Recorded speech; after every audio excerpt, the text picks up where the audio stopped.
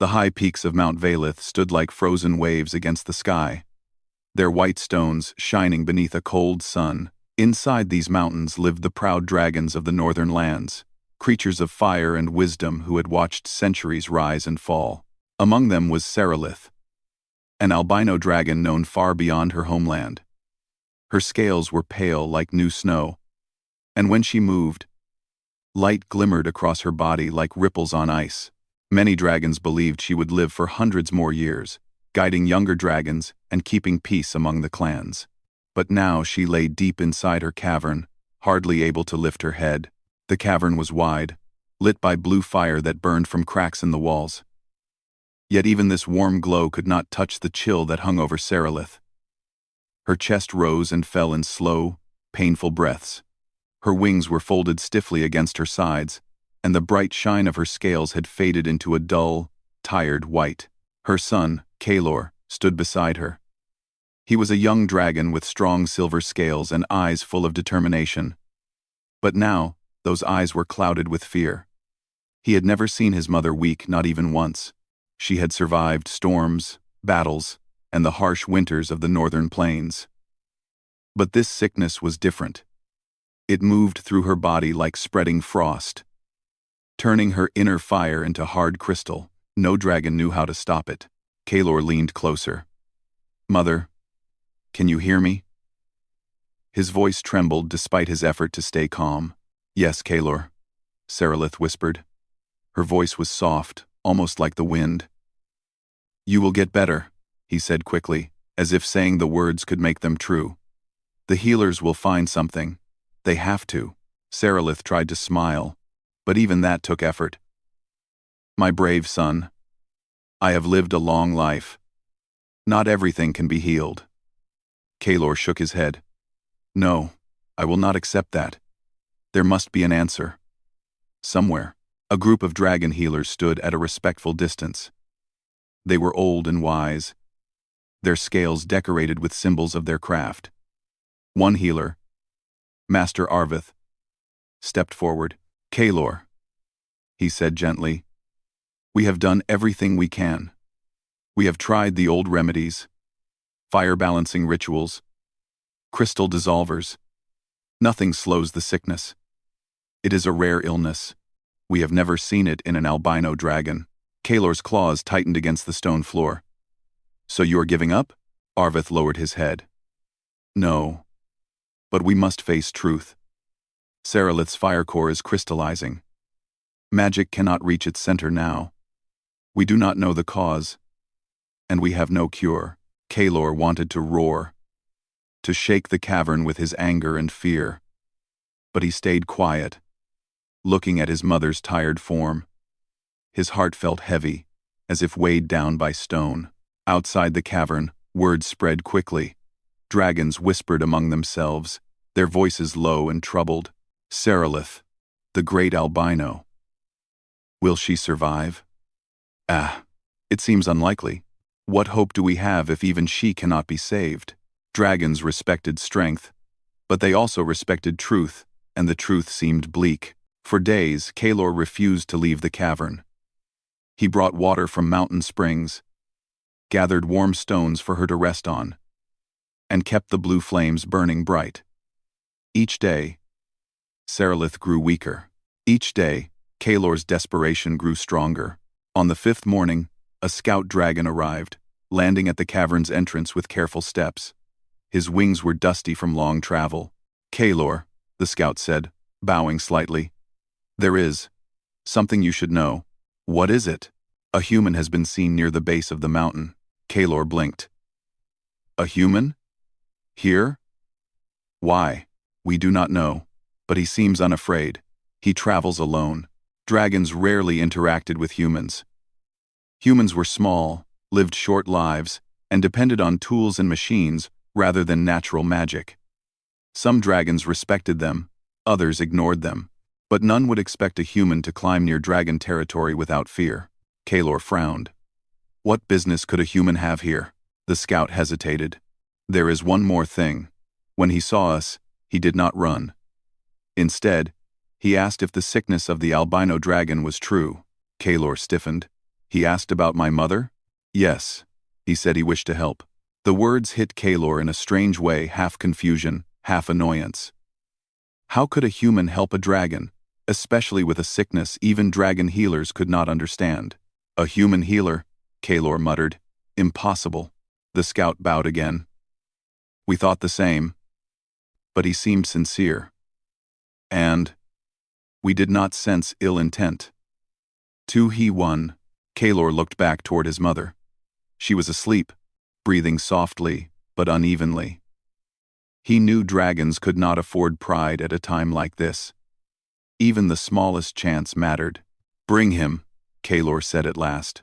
Later that day, the human arrived under dragon escort. He walked with steady steps, neither timid nor arrogant. He wore simple travel clothing, a thick coat, and a pack filled with tools and long metal tubes. His hair was dark, his eyes focused and calm. He looked more like a scholar than a warrior. Kaylor observed him from above, perched on a ledge near the cavern entrance. State your name, Kaylor said firmly. My name is Eric Dalton, the human replied. His voice did not waver. I heard there is a dragon who is very ill. I believe I may be able to help. Kaylor narrowed his eyes. Help? You are a human. You cannot know dragon sickness. Eric nodded. I do not know dragon sickness specifically. But illness, in many creatures, follows patterns. I have studied similar conditions in humans. When I heard what your scouts described, I recognized a possible cause. The dragon healers murmured among themselves. Eric continued, I am not here to disrespect your knowledge. I simply wish to examine her. Nothing more, unless you allow it. Kaylor hesitated. Dragons did not like strangers near their weak or wounded. But Eric's face held an expression Kaylor could trust, focused, honest, and concerned. Very well, Kaylor said. But if you harm her, even by accident, I will end this immediately. Eric bowed. I understand. Inside the cavern, Eric slowly approached Serelith. Even sick and weakened, she was massive, far larger than any creature he had treated before. Her pale scales reflected the blue firelight, making her look like a moonlit statue. Eric spoke softly, more to himself than to anyone else. Incredible. I never imagined I would stand this close to a dragon. Kaylor came beside him, watching closely. She is my mother. Be careful. I will, Eric replied. He gently placed his hand near her front leg, not touching until he was sure she did not react in fear or discomfort. When she stayed calm, he began his examination. He used small lights, thin instruments, and scanning devices that hummed quietly. Dragons watched with puzzled expressions. They were used to magic and ritual, not human technology. At last, Eric stepped back, thoughtful. Her inner fire is crystallizing. Your healers were correct. But he looked toward the stone walls. There is something more. What do you mean? Kaylor asked. Eric pointed at a faint dust on her scales, barely visible unless one looked closely. This is a mineral dust. I found traces inside her wounds too. The same mineral appears in certain human illnesses, especially near old quarries or crystal mines. If inhaled or absorbed over time, it can cause the body's energy to harden. The dragon healers exchanged surprised glances. This sickness, Eric explained, is not magical. It is environmental. Kaylor's eyes widened. Something in the mountain? Yes, Eric said. Something she has been exposed to for many years. A long silence fell. For the first time since Serelith fell ill, someone had found a clue. Kaylor stepped closer to the human, his voice low but full of hope. Can you cure her? Eric paused before answering. I do not know yet, but I believe it is possible. The cavern seemed to breathe again. Dragons leaned forward with renewed attention. You are certain? Kaylor asked. Eric met his eyes firmly. I will do everything I can. I promise. In that moment, dragons, creatures of fire and ancient pride, saw something unexpected in the small human standing before them. Courage, calm strength, and a refusal to walk away when others would. No one had expected that from a human. and no one yet knew how far that courage would carry him, or how it would change their world. The mountain cavern was quiet, except for the soft hum of Eric's scanning device. The faint sound echoed off the walls like a small heartbeat within the huge chamber. Dragons watched from the edges, their bright eyes reflecting the strange human tools. None of them truly understood what Eric was doing, but they felt, somehow, that his calm confidence carried weight. Eric stood beside Seralith, making notes in a small digital tablet. His brows were drawn together in concentration as he studied his readings. Even though Seralith was a creature far beyond any human medical record, her symptoms followed a logic. Eric recognized an environmental contaminant causing gradual internal damage. Kaelor remained only a few steps away the entire time. He was not sure if he trusted Eric, but every instinct inside him said the human was not here for harm. His posture was straight, his movements careful. He did not flinch when Seralith shifted slightly, nor when a group of young dragons hissed softly at his tools. At last, Eric turned toward Kaelor. "I think we have a starting point," he said quietly. Kaelor leaned forward. "Tell me." Eric tapped his tablet. "The mineral dust I found on your mother's scales. It is a type of crystalline residue I've only seen in dangerous mines. In humans, it can cause inner functions to slow, energy to harden, and breathing to become painful. But in a dragon, whose body is built on fire energy, the effect is much stronger." "So the mountain is poisoning her?" Kaelor asked, his voice tense. "Not the whole mountain," Eric replied gently, "but certain areas. Something deep in the stone has changed over time. It may have been harmless long ago, but now the crystal dust is stronger." Kaelor frowned. "Dragons live here. We walk these halls every day. Why does it affect only her?" Eric nodded as if expecting that question. "Because she is albino. Her fire core is different, more sensitive, more pure. Something in her inner fire reacts differently to the dust. Other dragons may take years to show symptoms or not be affected at all. But she is unique." Kaelor looked down at his mother, feeling a mix of pride and fear. Seralith's pale form looked peaceful in sleep, but her breaths still carried a faint crackling sound like stones rubbing together inside her chest. "Can the dust be removed?" he asked. "Yes," Eric said slowly. "But not by magic alone. Magic won't touch this because it is not a magical sickness. It is physical, chemical. To remove it, we must clean her fire core directly." Kaelor stared at him. "Her fire core is deep inside. Dragons cannot touch their own core, and healers cannot reach it without harming the dragon." "I know," Eric said. "Which is why we cannot use old methods. We must build something new." The dragons around them murmured, unsure whether to trust such bold words from a human. Master Arvith stepped forward. "You speak with confidence, Eric of the humans. But you are proposing something unheard of. A device that interacts with dragonfire? Such a thing does not exist." "Many things do not exist," Eric replied calmly, "until someone builds them." The cavern grew quiet. Kaelor felt a spark of hope. "What kind of device do you need?" Eric lifted his pack and began removing several items: metal rods, glowing crystals, small coils, and a handful of thin wires. "A purification matrix," he explained. "A chamber that can draw out harmful particles without touching the dragon physically. It must be powered both by human energy sources and by dragonfire." Arvith's eyes widened. "Dragonfire? You mean a dragon must ignite the runes with controlled heat?" "Yes," Eric said. "Dragons have strong inner energy.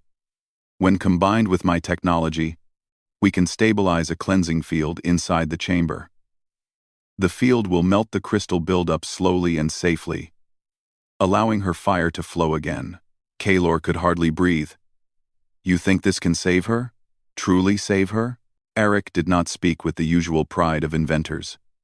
He was quiet, thoughtful. "I believe it is possible. But it will be dangerous. The energy surge must be controlled perfectly. Too much heat, and the chamber will shatter. Too little, and the crystallization will not break." Kaelor did not hesitate. Then, we will control it. Tell us what to do. Eric exhaled, relieved. Very well. Then, we begin immediately.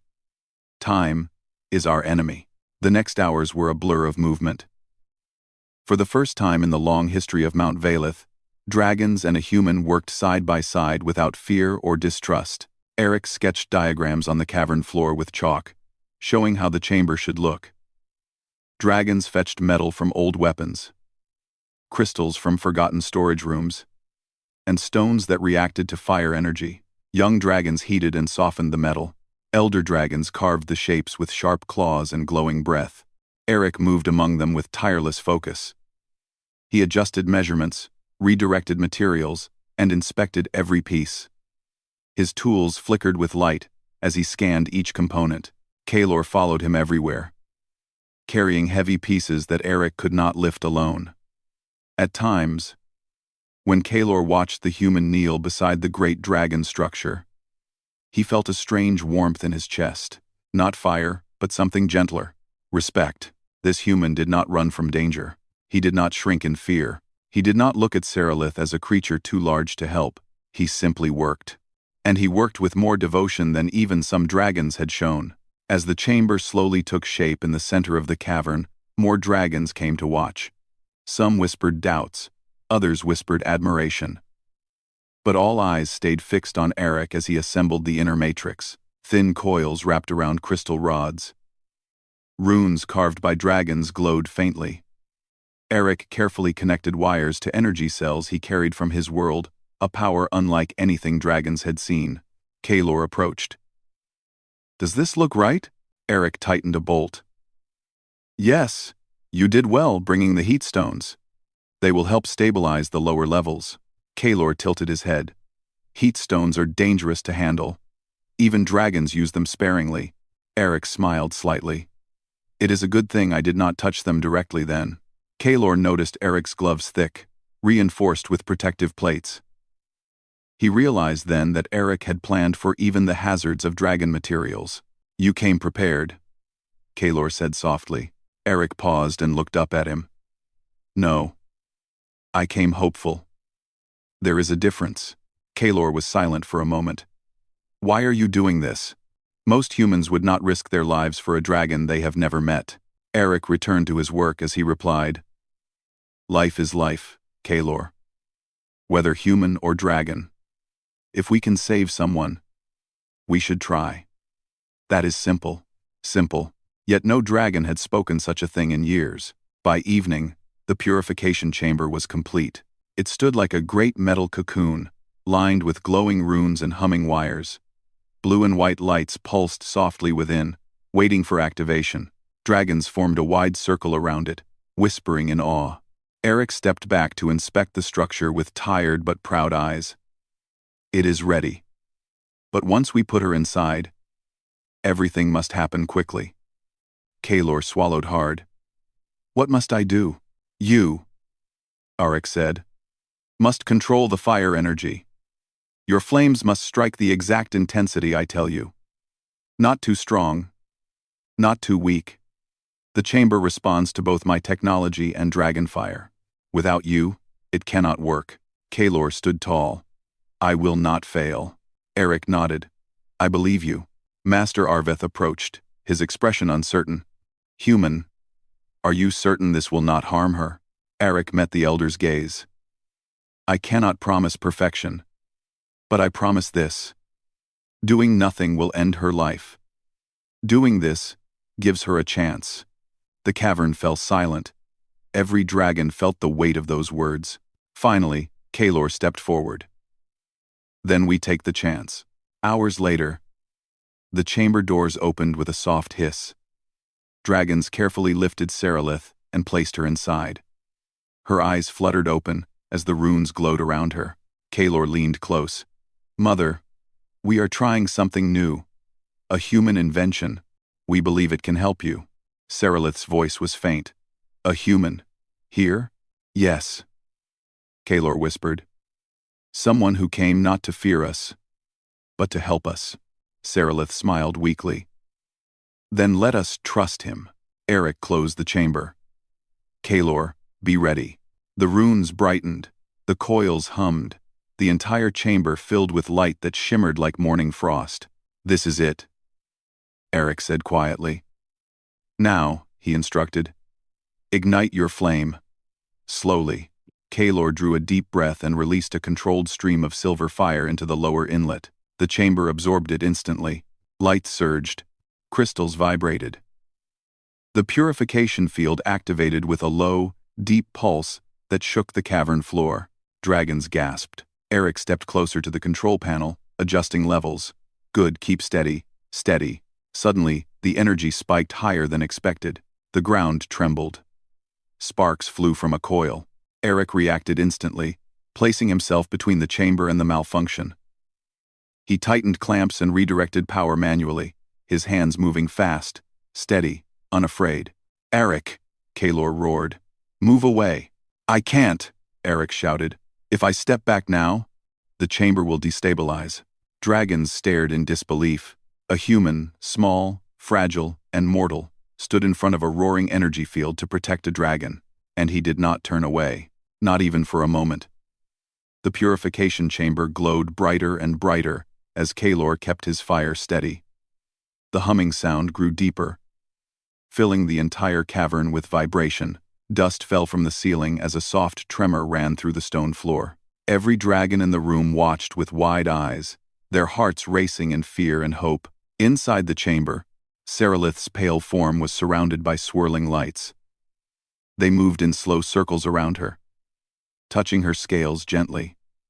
The crystals inside the device pulsed like beating hearts, responding to Kaelor's fire. Eric stood directly beside the control panel, adjusting switches with fast, precise hands. The sudden spike of energy had almost caused the coils to overload, but Eric refused to move. He leaned into the danger instead of backing away, steadying the device with his own grip. Eric, get back, a dragon shouted. You will be burned, another warned, but Eric did not hear them. Or maybe he did, but he simply didn't react. His attention stayed locked on the device. His jaw was set, and sweat dripped from his forehead as he worked. Kaelor's heart pounded. He could feel the heat rising from the chamber, and he knew it must be far worse for a human. Humans had no scales, no fire-resistant skin. They were soft creatures, vulnerable, yet Eric stayed. Kaelor, Eric called over the hum. Lower your flame just a little. The energy is rising too fast. Kaelor obeyed without hesitation, softening his silver fire by a fraction. The chamber lights steadied, the vibrations calmed, and the coils returned to a controlled glow. Eric breathed out in relief and continued his adjustments. The dragons behind Kaelor whispered in amazement. He controls the energy like a skilled crafter. He risks himself without fear. A human is doing this. Kaelor ignored the whispers. His entire focus remained on the chamber and on the human beside it. Eric's presence gave him strength he did not expect. Inside the chamber, Seralith lay still. Her eyes were half closed, but she could feel something changing deep within. For months, her inner fire had felt heavy, slow, almost frozen. Now she felt warmth spreading through her chest, melting the cold stones that had formed inside her. She felt lighter. She felt hope. She wished she could speak, but she saved her strength and focused on breathing. Eric finally stepped back from the control panel, though just a few steps. His arms were trembling from the effort of holding the unstable coil earlier. Kaelor looked at him with worry. Are you injured? Eric wiped his forehead. No, just tired. Your mother's energy is stronger than anything I've worked with before. Kaelor felt a flicker of pride. She is powerful. Even weakened. She carries great fire. I can see that, Eric said with a small smile. Kaelor hesitated, then lowered his head slightly. Thank you for standing there. You could have been hurt. Eric straightened up. Saving someone important is worth the risk. Kaelor felt something tighten in his chest, something warm and deep. For a moment, he forgot the fear and tension around them. He only saw Eric, small, strong, steady. Kaelor, Eric said suddenly, increase your flame again, slowly. The next phase is starting. Kalor obeyed. The purification chamber roared with renewed energy. Bright white light burst from the rune lines, forming shapes in the air like glowing mist. The spiraling lights became sharper, forming patterns that looked almost alive. Master Arvith stepped forward, amazed. Human technology and dragon fire, they are combining. This is incredible. It is beautiful, murmured another dragon. Kalor had no time to watch the lights. He focused on his fire, giving exactly the amount of heat Eric called for. Eric adjusted the upper coils. Good, keep it steady. The crystals inside her core are breaking down. The dragons gasped. Arvith spoke with awe. You mean the crystallization is reversing? Eric nodded. Yes, slowly, very slowly, but it is happening. Kalor felt relief wash over him like cool rain. His mother was still inside the glowing chamber. But for the first time in weeks, he felt real hope. Hope that went beyond desperate dreams. Hope, built by a human, but the process was far from over. The purification matrix began to heat up again. A low growl of pressure echoed through the room. Eric watched the readings on his device, and his expression tightened. Kalor, stop your flame. Kalor cut his fire instantly. The chamber dimmed, but the coils continued to hum loudly. What is happening? Kalor asked, fear returning. The energy inside is becoming uneven, Eric said, typing quickly on his tablet. Some parts of the crystallization are melting faster than others. If the balance shifts too much, the chamber could crack. The word crack made several dragons pull back in alarm. Arvith stepped forward. Humyn, can you fix it? Eric didn't answer at first. He stared at the readings, thinking fast. His mind raced through every tool, every calculation, every possibility. Then he exhaled sharply. Yes, but I need access to the upper coil, the one directly over the chamber. Kalor looked up. The upper coil was high, too high for a human to reach. I will lift you, Kalor said immediately. Climb onto my back. Eric blinked. Are you sure? Dragons don't usually allow. This is not usual, Kalor said firmly. Come. Without hesitation, Eric climbed onto Kalor's lowered wing. The young dragon held perfectly still, making sure Eric had a steady path to climb. Once Eric settled between the scales on Kalor's neck, Kalor rose carefully. Dragons watching from the edges stared in disbelief. They had seen humans from afar, but never one riding on a dragon's back. Hold tight, Kalor said. Eric gripped a ridge of scales. I'm ready. Kalor spread his wings slightly and lifted off the ground, rising just enough to reach the upper coil. His movement was gentle, precise, nothing like the wild, powerful flights dragons usually took. He moved as if carrying something fragile. Eric leaned forward and reached the upper coil. Sparks danced along its surface as the energy inside surged. He grabbed his tools from his belt and began working. Kalor hovered steadily, wings beating slow and controlled. He could feel Eric's weight, but it was light compared to what he was used to carrying. What mattered most was keeping balance. Eric tightened bolts, closed vents, and locked a stabilizer ring into place. During each movement, small sparks snapped against his gloves, but he continued without flinching. Below them, dragons whispered again. He works without fear. He trusts Kalor completely, and Kalor trusts him. Arvith watched while holding his breath. I did not believe humans capable of this kind of courage. Perhaps we did not see them clearly. Kalor ignored the murmurs. His focus stayed sharp. He felt Eric shift slightly and lifted himself higher to give him a better angle. Finally, Eric gave a firm tap to the stabilizer. It's done. Kalor descended smoothly. Eric climbed down and landed on the ground with shaky legs. He smiled weakly. Upper coil stabilized. The energy inside should level out. Kalor's chest swelled with relief. You did it. Eric looked up at him. We did it. The chamber lights shifted again. This time, they turned from white to soft gold. The humming sound softened. The glowing mist inside faded into dancing sparkles. Arvith stared in amazement.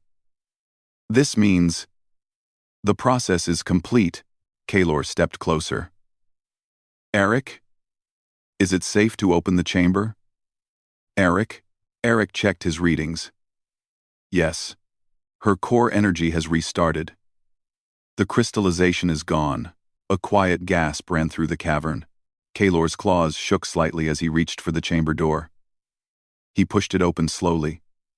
With a deep breath, light spilled out onto the cavern floor.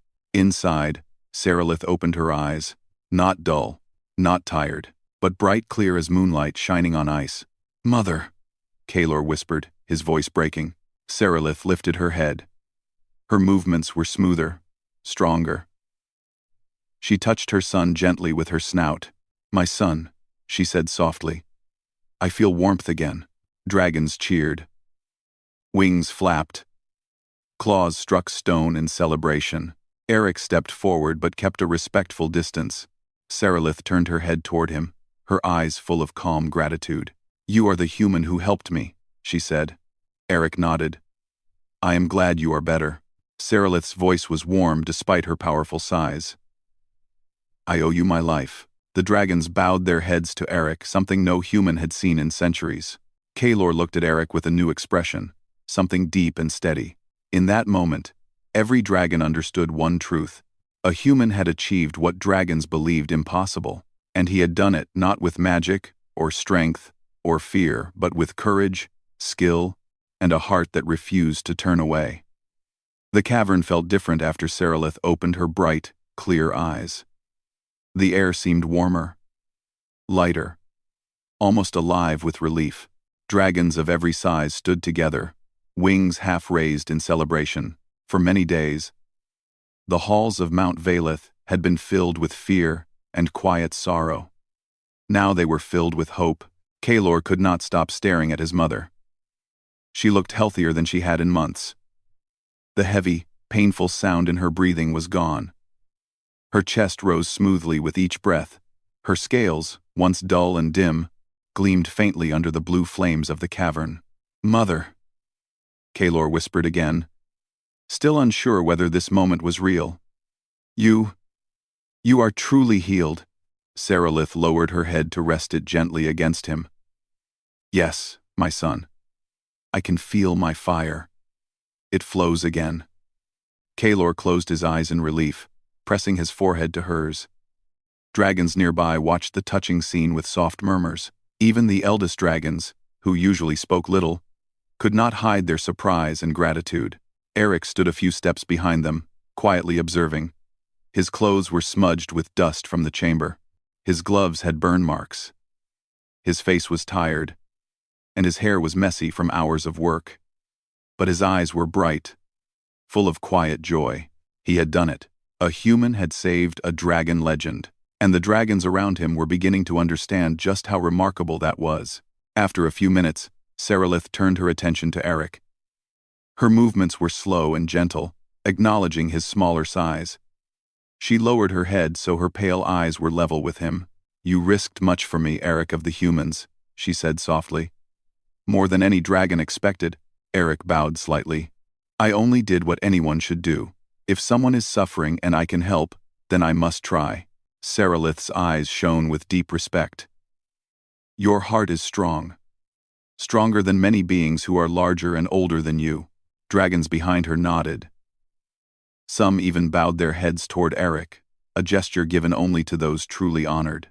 Kalor stepped beside Eric, his expression full of gratitude. "My mother stands because of you. I will never forget that." Eric shook his head modestly. "You did just as much. Without your precise fire control, without your courage, the chamber would never have worked." Kalor straightened with pride at the praise. "We succeeded together." For a moment, the two simply looked at each other. Dragon and human. Different in every way except the determination they shared. As the cavern settled from the excitement, Master Arvith approached the group. The elder dragon bowed deeply to Sarilith, then turned to Eric. "Human," Arvith began. "Your actions have changed our understanding. We believed only magic could heal dragons. But you showed us a new path. A path where science and dragonfire work as one." Eric smiled gently. Every world has different knowledge. When we share it, we all grow stronger. Arvith looked stunned for a moment, as if the simple truth of those words carried great weight. He bowed again, this time to Eric alone. You have our respect. And our gratitude. Dragons around the cavern echoed the gesture. Heads lowered, wings dipped. The sound of scales shifting filled the vast space like a rustling forest. Eric felt humbled. He had never imagined dragons, creatures of legend, would honor him like this. After the chamber was shut down and the coils cooled, Seralith stood fully on her feet for the first time since falling ill. Her wings unfurled, creating a sweep of pale blue light across the cavern. Every dragon gasped at the sight. She looked powerful again, graceful, alive. Kalor rushed to her side, excitement shining in his eyes. "Mother, can you walk?" Seralith smiled. "Watch me." With slow but steady steps, she began to move forward. Each foot pressed firmly on the stone. Her tail lifted behind her. The weakness was gone, replaced by renewed strength. Kalor felt his heart soar. Eric watched with relief. His hands trembled slightly now that the tension was fading. He sat down on a nearby stone to rest. Kalor noticed and approached him.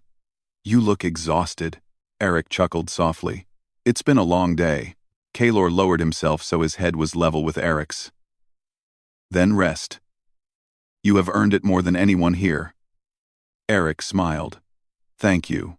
When Seralith reached the center of the cavern, she lifted her head high and spoke so all could hear. "Dragons of Valeth," she said, her voice strong once more. "You have seen today what courage looks like. You have seen unity between two worlds. Today, a human saved my life, not with magic, not with dragon strength, but with knowledge, skill, and a brave heart." Dragons stood in silence, listening intently.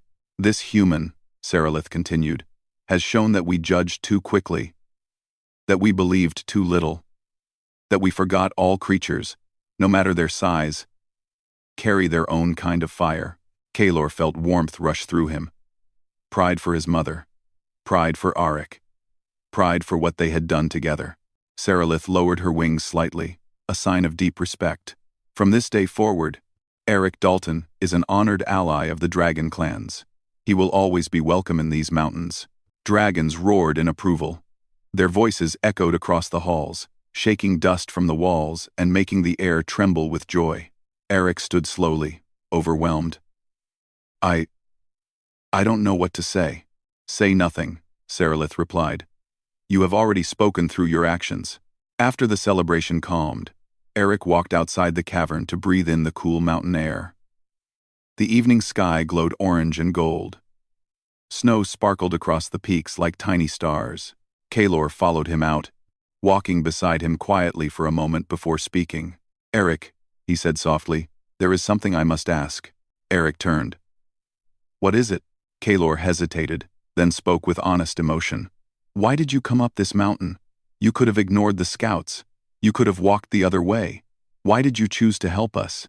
Eric looked up at the sky, thinking, "When I heard a great dragon was suffering, something inside me said I had to try. Humans and dragons have lived apart for centuries. Many see only differences. But suffering," he paused, "suffering is the same everywhere. And saving a life, any life, is always worth the climb." Kalor felt his chest tighten again, the same warmth he felt earlier. "You speak with great heart." Eric laughed lightly. "I just speak simply." Kalor shook his head. "Simple words can hold great truth." A comfortable silence settled between them.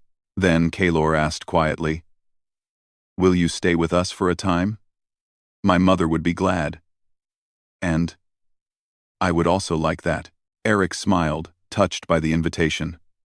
"Yes, I would like to stay. There is much I want to learn, and much I want to understand about dragonfire." Kalor's wings lifted slightly in happiness.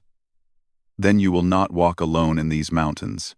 Over the next few days, the dragons began to see Eric not as a visitor, but as a companion. He walked through their halls, studied ancient runes, shared stories of human cities, and listened to dragon history with curiosity and respect. Young dragons followed him around, fascinated by his tools. Elders asked him questions about human science. Even the usually silent watchers perched near him to observe his work. Eric helped repair old structures, taught dragons how to build support beams, and explained how simple machines worked. In return, dragons taught him how to sense fire energy through stone, how to read wind currents, and how to understand the mountains as a living world. A new bond formed, stronger than anyone expected. Human and dragon. Different, but united by courage and shared purpose. One evening, Seralith approached Eric and Kalor as they stood overlooking the valley. The stars glimmered like scattered diamonds. "Eric," she said kindly, "you have given me my life back. And in doing so, you have changed my son's world." Eric looked at Kalor, then back at her. "I only did what my heart guided me to do." Seralith smiled. "Your heart has a flame of its own." Kalor stepped closer to Eric, his voice soft and sincere. "I hope you know, you are no longer just a visitor here." Eric felt his chest warm. "And you are no longer just legends to me." They stood together, watching the night sky. 3 lives, dragon, and human, brought together by one act of hope, a hope that proved something powerful. Humanity's flame burns bright enough to stand beside giants. And because of one human who didn't turn away, the world of dragons and the world of humans would never again be strangers.